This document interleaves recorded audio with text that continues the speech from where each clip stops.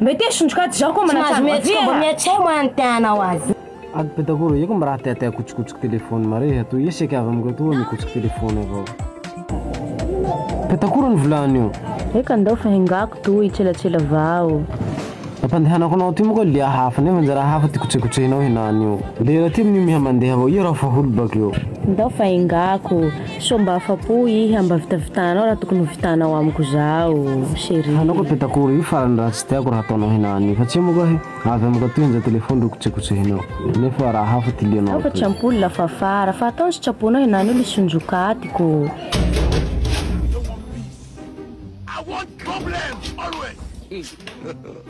God have mercy upon us. Sonjokaty io mbo tsy antsaky vandivandy. Vandy?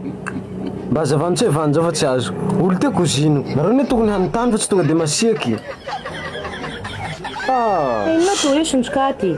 Ary lafa manao io tokony mba hiantso avao aloha handehananao te fa tsy tonga de militsy avao zao. Kozininao zany. Zao tsy mila tsy salamanao. Kozininao aho. Calme mo kozino. Mela vao iha. Kozininao baka ia.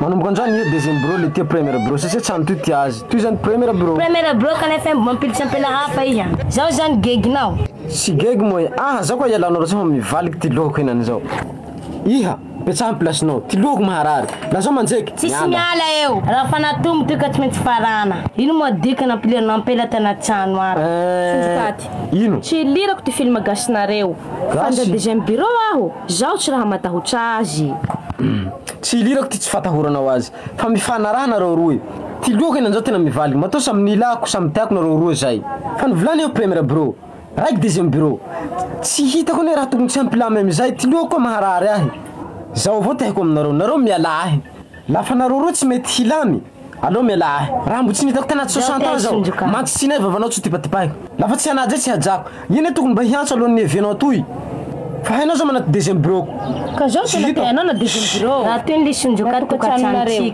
ia premier bureau zao deuxième bureau ka noho izay ka noho izay mandinia besinany ty dininao nareo ny antranoko ato mba tsy sety vonoa mba boa deuxième bureau nao tia miala aho zay la tsy miboaka no misy loza teto asio loza zao asio inteko asio nareo ko fahalamiko koa premier bureau deuxième bureau tsy hitako tsy haiko fa io mila miboaka avao hiboaky mety sonjokaty zao koa mba miatsay mo antianao azy ino planareo toy tsy haiko miatsay le sonjokaty zao